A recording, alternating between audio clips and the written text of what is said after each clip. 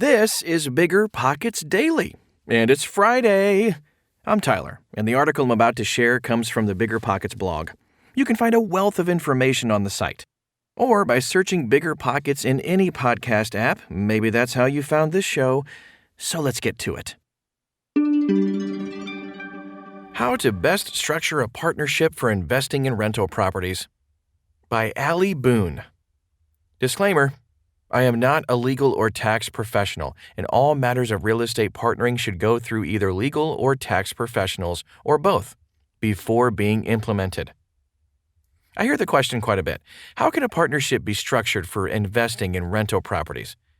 I assume I get this question a lot because if you've read many of my articles, you know that I have used an investment partner for a lot of my properties. So I figure, why not just tell you exactly how my partner and I are structured, so if you are thinking about doing it for yourself, you have a little more clarity on how it can work. A starting point for structuring partnerships. Before I tell you how I've structured things with my partner, I want to give you a quick backstory as to how I came up with the structure. Mostly because if you are pondering partnerships at all, this may help. Basically, you are going to get two structuring options for the price of one. I was in Las Vegas at a self-storage convention when I thought my life path was going to be owning a self-storage facility rather than being a real estate investor, and I met a guy there who was in town from Miami. This guy owned a couple businesses, and it didn't take long for me to realize that he could be a wealth of information. I got on the topic of telling him that I knew someone who was interested in going in on a self-storage facility with me, but I had no idea what kind of partnership to offer. What would it even look like? What kind of splits? What kind of investment requirement? Here's the structure he suggested to me. Your investor puts down the money required to buy the business. Then you give him 30% off the top of the net each month, and then split the remainder 50-50 until he is paid back, at which point the split then goes to 50-50 straight. I was intrigued. He went on further to say it can be very incentivizing to the investor, because that 30% goes a long way, and then it's free money after that. And it's of course a good deal for me because I'm making free money the entire time. I had to say, he had a point. I stuck this idea in my back pocket and thought about it often, and then when it came time for me to take on an investment partner, I pulled it out of my back pocket. Rental property partnership structuring options. So there's the first way to structure a partnership. 30% off the top of the net, then 50-50 split after that. I was so excited about how awesome this sounded that I couldn't wait to do the math when an investor partnering potential came around. However, I ran into a hiccup. Being the spreadsheet nerd that I am, I started working all of the math for my first potential rental property purchase and my newfound favorite partnership structure in quite a bit of detail in Excel. I knew the numbers on the property, anticipated cash flow, income versus expenses, purchase price, etc. And I tried to apply the 30-50-50 split to it. I ran into a major problem. That 30% off the top, then 50-50 split bit led to negative cash flow. I don't remember how exactly, but basically the numbers didn't work. I thought, oh no, my magical partnership structure proposal is in the water. I tried every which way to make it work, but it just wasn't happening. I continued working on it, trying everything I could pull out of my hat, and I finally came up with a logical solution. So, remember that one method, the 30-50-50 method? Because it could be very useful in some partnerships. And now here is one that works for smaller dollar investments. On my first little rental property I wanted to buy, a lonely little adorable $55,000 single-family house in the suburbs of Atlanta, oh, the days of those prices.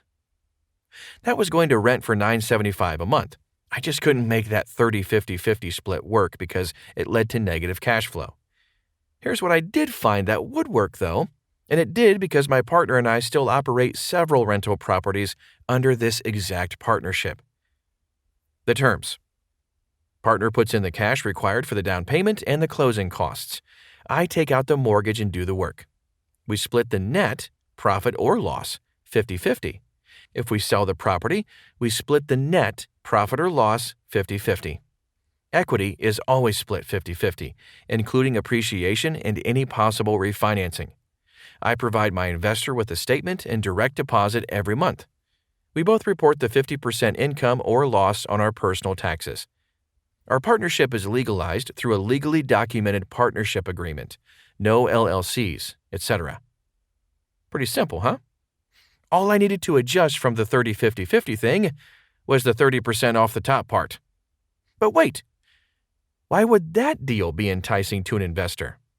That 30% off the top to pay him back for his initial investment seems kind of important, no? The answer is yes, it is important.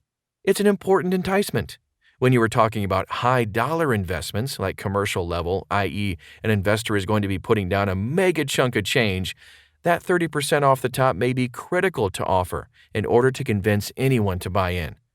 But at the residential level, it's not as critical. But wait, what's in it for the investor in this straight 50-50 deal? Good question. The theory of this split is it's a 50% investment for the person willing to put up the cash and a 50% investment for the person willing to take the risk. My partner's name is not on the property, so if anything happens to it, he is not liable.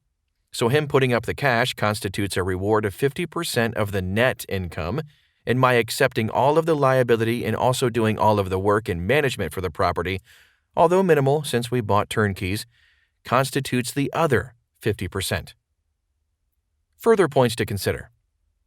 If you aren't convinced this is a balanced enough split, money versus risk split, here are some further points to consider with regard to why this may be an enticing deal for the money partner. What if someone doesn't qualify for a mortgage, but they have cash they want to invest?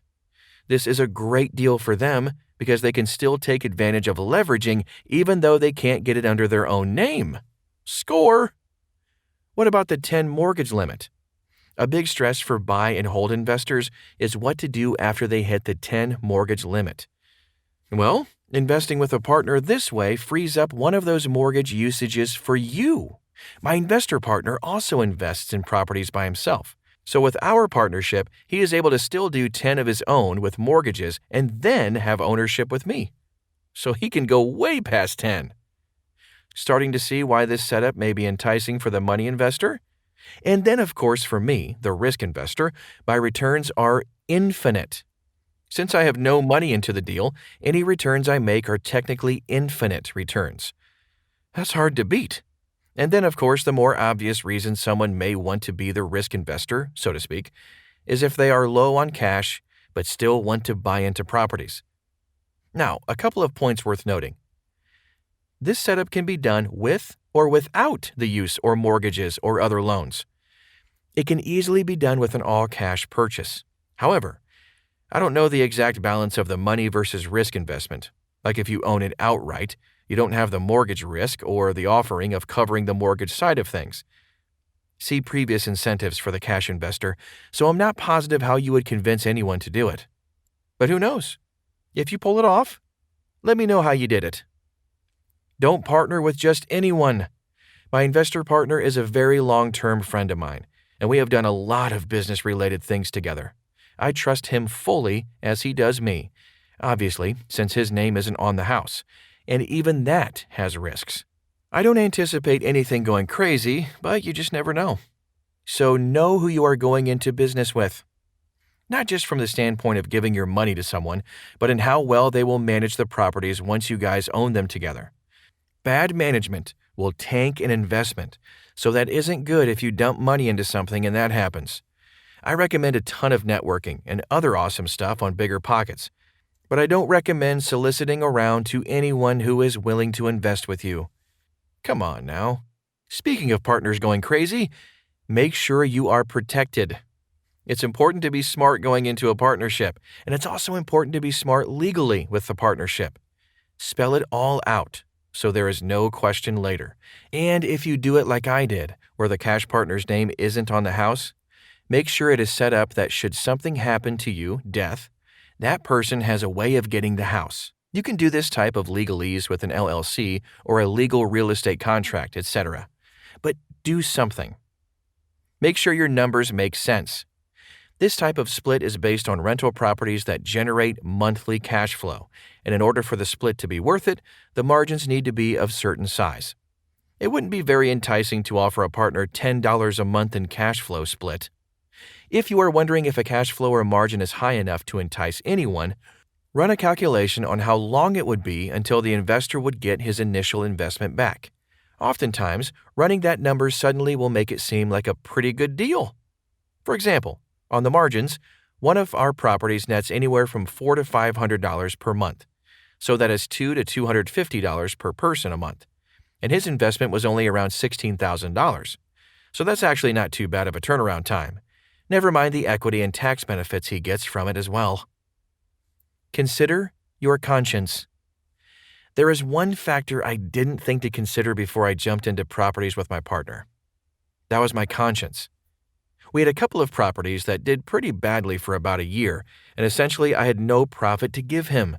I was so stressed about it.